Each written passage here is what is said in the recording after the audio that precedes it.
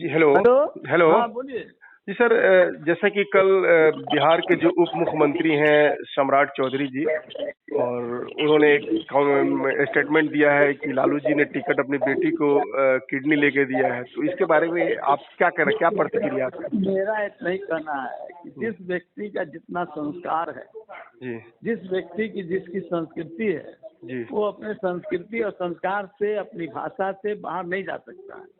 जी Bharatiya Janata party जी तो संस्कार और संस्कृति के मामले में बखान तो करती है, जी लेकिन उनकी व्यवहार, उनका वक्तव्य, उनके आचार विचार वो जी सब वीर सावरकर, जिनको वीर कहते हैं, हम सावरकर को वीर नहीं मानते, लेकिन वो सावरकर के दृष्टि वाले हैं, जी हिटलर के दृष्टि वाले हैं। जी तो उनके सामने नारी का सम्मान, उनके सामने गरीबों का सम्मान, उनके सामने पिछड़ों का सम्मान कहाँ से रहेगा?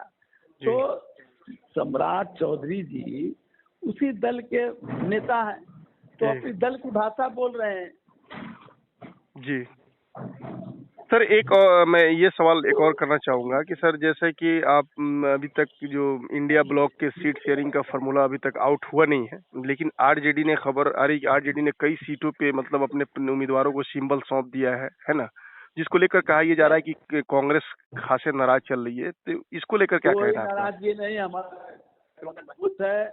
हम समय अपने रणनीति के तहत सब काम कर रहे हैं और पूरे महागठबंधन में एक दूसरे के साथ बहुत अच्छा संपर्क है, अच्छा संबंध है, अच्छा समन्वय है। जी इसलिए ये जो लोग उठा रहे हैं, उड़ा रहे हैं, बौक रहे हैं, उन लोग को बौखने दीजिए।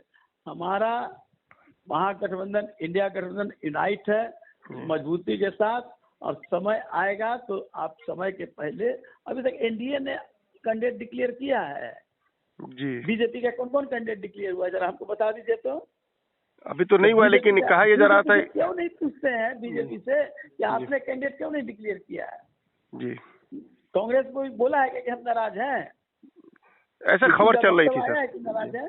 जी जब वक्तव्य किसी का नहीं आया कि नाराज है, न राहुल गांधी नाराज है, न सोनिया गांधी नाराज है, न यहाँ अखिलेश सिंह जो अध्यक्ष है वो नाराज है, न मेरे यहाँ लालू यादव नाराज है, न तेजस्वी यादव नाराज है, तो फिर कौन कहाँ से आ गए?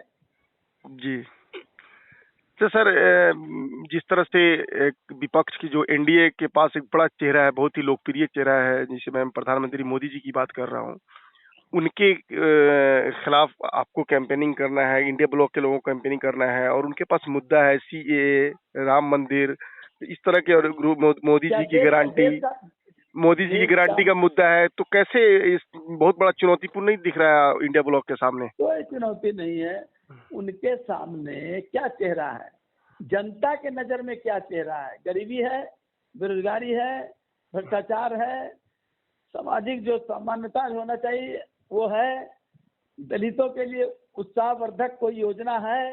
कहना और करना अलग है। 80 करोड़ लोगों को आप भीख दे रहे हैं अनाज, और कह रहे हैं कि हम गरीबी से ऊपर उठ गए हैं। कैसी आपकी परिभाषा है? आपका इलेक्टोरल बॉन्ड में भ्रष्टाचार आपका उजागर हो रहा है। कोई पार्टी आपसे कहलाई कह रहा है कि लिफाफा आ गया, हमको पते नहीं। ऐसा होता है क्या? आपके घर में कोई लिफाफा आया था? जी तो ऐसा है कि 10-100 रुपया कोई भेज देगा लिफाफा में? ये सब जो है चोरों की जमात है, भ्रष्टाचारियों की जमात है। ये सिर्फ हिटलर की तरह बातों के बादशाह है। जिस तरह हिटलर के गोवल्स थे उनके जो प्रचार मंत्री, उसी के ये अनुयायी है, उसी के ये वंशज है। सर, आप आरजेडी के वरिष्ठ नेता हैं और बिहार प्रदेश के एक दिग्गज नेता माने जाते हैं। सर, क्या लगता है कि जो इंडिया ब्लॉक का सीट शेयरिंग का जो फार्मूला बहुत जल्द आउट हो जाएगा? मेरा सीट शेयरिंग हो चुका है, हम इसको अनाउंस करेंगे 1-2 दिनों में। जब तक एनडीए का नहीं होता है अनाउंस, हम नहीं अनाउंस करेंगे। अच्छा सर, आखिरी सवाल, क्या लगता है कि बिहार में 40 लोकसभा सीटों पर इंडिया ब्लॉक कितने सीटों को जीतने जा रही है? कहाँ वो जीतने जा रही है? कहाँ है वो? नहीं सर, मैं इंडिया ब्लॉक की बात कर रहा हूँ, मैं इंडिया गठबंधन की बात कर रहा हूँ। आप सुनिए ना, वो पहले राम को लाए, फिर पलटू राम को लाए, फिर परिवारवाद लाए, फिर एक से एक जुगारू वक्तव्य लाए, जुमला लाए, लेकिन जनता उनके न जुमले में, न परिवारवाद के वक्तव्य पर, न पलटू राम के वक्तव्य पर, न राम के वक्तव्य पर, बल्कि बिहार की जनता, देश की जनता गरीबी से जो मर रही है, भुखमरी से मर रही है, उस सवाल पर, बेरोजगारी से जो मर रही है, ये सवाल गरीब जनता के लिए और देश के मतदाताओं के लिए है।